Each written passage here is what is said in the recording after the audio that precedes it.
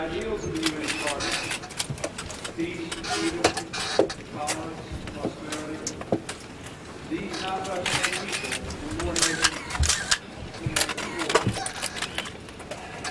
Now we find ourselves at 20 just the blocks and barriers long defined in the world are giving way to an age of remarkable possibility.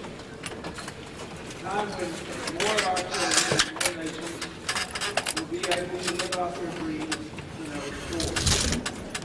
But this is also an age of threats. Threats from terrorists, from rogue states that support them, threats from ethnic, religious, racial, and tribal hatreds, threats from international criminals and drug traffickers, all of whom will be more dangerous if they gain access to weapons of mass destruction. The challenge before us, plainly, is twofold: to seize the new opportunities for more people to enjoy peace and freedom, security and prosperity, and to move strongly and swiftly against the dangers that change has produced. This week in this place, we take a giant step forward.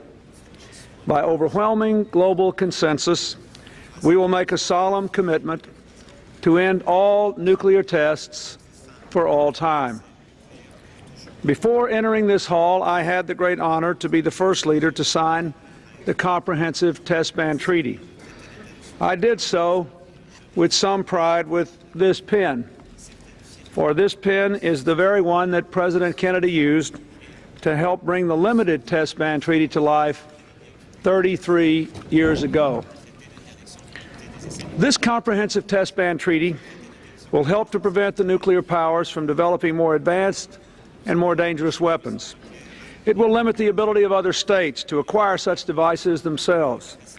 It points us toward a century in which the roles and risks of nuclear weapons can be further reduced and ultimately eliminated. I want to thank all of those who helped to bring us to this day, especially the chairman of the Comprehensive Test Ban Negotiating Committee, Netherlands Ambassador Ramaker, and the government of Australia, which took the lead at the UN. I thank the Secretary General for the remarks he made this morning in establishing the criteria and standards in support of the United Nations as the depository of the treaty. The signatures of the world's declared nuclear powers, the United States, China, France, Russia, and the United Kingdom, along with those of the vast majority of its nations, will immediately create an international norm against nuclear testing, even before the treaty formally enters into force. The CTBT is the shared work of hard negotiation. Some have complained that it does not mandate total nuclear disarmament by a date certain. I would say to them, do not forsake the benefits of this achievement by ignoring the tremendous progress we have already made toward that goal. Today, there are no Russian missiles pointed at America and no American missiles pointed at Russia. Through the START treaties, we are cutting our nuclear arsenals by 2/3. Ukraine, Belarus, and Kazakhstan are giving up the nuclear weapons left on their land after the Soviet Union dissolved. We are working with the new independent states to improve security at nuclear facilities and to convert nuclear weapons to peaceful uses. The United States and other nuclear weapon states have embraced the South Pacific and African nuclear-free zones. Now half the world's land area is nuclear-free by international agreement. And the world community extended indefinitely the Nuclear Non-Proliferation Treaty.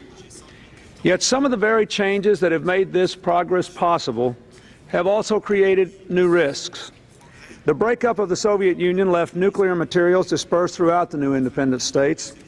As barriers have come down around the world, the danger of nuclear smuggling has gone up.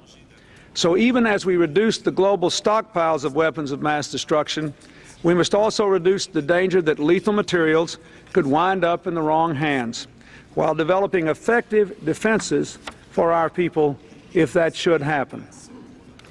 The United States has 6 priority goals to further lift the threat of nuclear weapons destruction and the threat of weapons of mass destruction, and to limit their dangerous spread.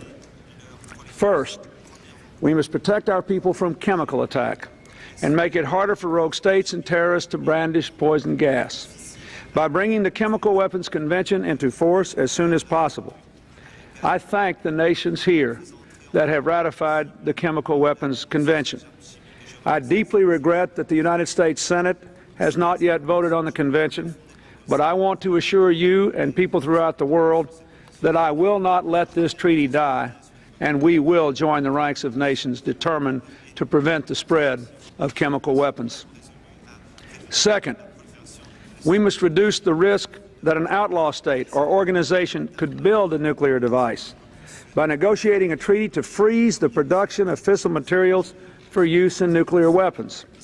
The Conference on Disarmament should take up this challenge immediately. The United States, Russia, France, and the United Kingdom already have halted production of fissile materials for weapons. I urge other nations to end the unsafeguarded production of these materials pending completion of the treaty. Third, we must continue to reduce our nuclear arsenals.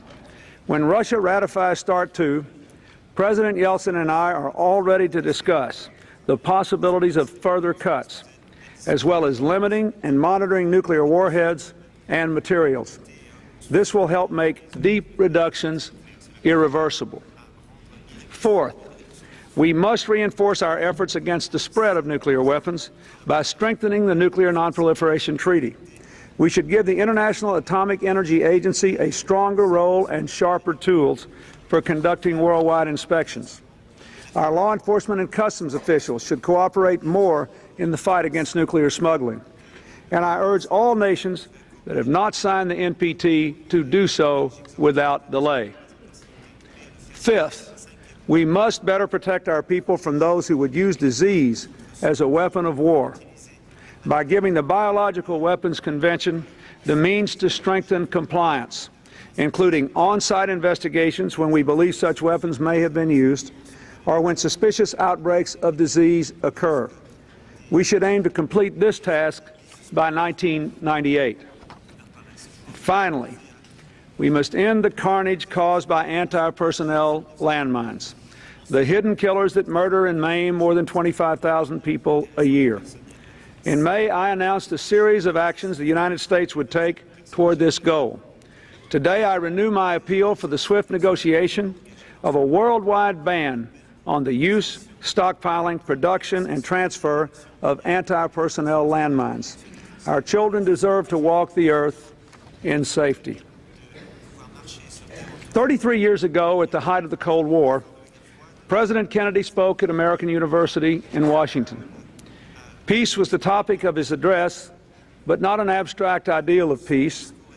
Instead, he urged us to focus on, quote, a more practical, attainable peace based not on a sudden revolution in human nature, but on a gradual evolution in human institutions, on a series of concrete actions and affirmative, effective agreements which are in the interests of all concerned. It was in that same speech that he announced that talks would shortly begin in Moscow on a comprehensive test ban treaty. President Kennedy's vision exceeded the possibilities of his time, but his words speak to us still. As we sign our names to the Comprehensive Test Ban Treaty, the longest sought, hardest fought prize in arms control history, let us summon the confidence of earlier pioneers and set our sights on the challenges of the new century.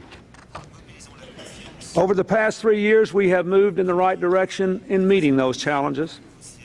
In Bosnia, where the war is over and just 10 days ago its people went to the polls in peace, we have moved in the right direction. Now we must help Bosnia build a unified, democratic, and peaceful future. In Haiti, where the dictators are gone, democracy is back, and the exodus of refugees has ended, we have moved in the right direction. Now we must help the Haitian people seize the full benefits of freedom and forge a more prosperous future. In the Middle East and in Northern Ireland, there is progress toward lasting peace, and we are moving in the right direction. Now we must support continued progress between Israel and Palestinians, and we must broaden the circle of peace to include more of Israel's neighbors. We must help to give the children of Belfast a chance to live out normal lives. In the fact that democracy, open markets, and peace are taking hold around the world, we are moving in the right direction. Here in the Americas, every nation but one has raised freedom's flag. In Central Europe, in Russia, Ukraine, the other new independent states, the forces of reform have earned all our respect and will continue to have the support of the United States. Now we must begin to welcome Europe's new democracies into NATO, strengthen NATO's partnership with Russia, and build a secure and undivided Europe. In Asia, South Korea, Japan, China, and America working together persuaded North Korea to freeze its nuclear program under international monitoring. Now, in the wake of provocative actions by North Korea, we must pursue a permanent peace for all the Korean people. Our planet is safer because of our common efforts to close Chernobyl, to address the challenges of climate change, to protect the world's forests and oceans.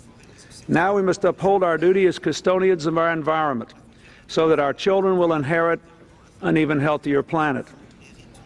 All of us must continue our historic efforts to build a better, more global trading system for the 21st century. We have made remarkable progress, but there is more to do in opening markets and creating millions of new jobs for all our people. In this time of challenge and change, the United Nations is more important than ever before because our world is more interdependent than ever before. Most Americans know this. Unfortunately, some Americans, in their longing to be free of the world's problems and perhaps to focus more on our own problems, ignore what the United Nations has done, ignore the benefits of cooperation, ignore our own interdependence with all of you in charting a better future. They ignore all the United Nations is doing to lift the lives of millions by preserving the peace, vaccinating children, caring for refugees, sharing the blessings of progress around the world. They have made it difficult for the United States to meet its obligations to the United Nations. But let me reassure all of you, the vast majority of Americans support the United Nations, not only because it reflects our own ideals, but because it reinforces our interests. We must continue to work to manifest the support that our people feel. For the 51st year in a row, the United States will be the largest financial contributor to the UN. We are paying our dues, and I am committed to paying off our accumulated obligations.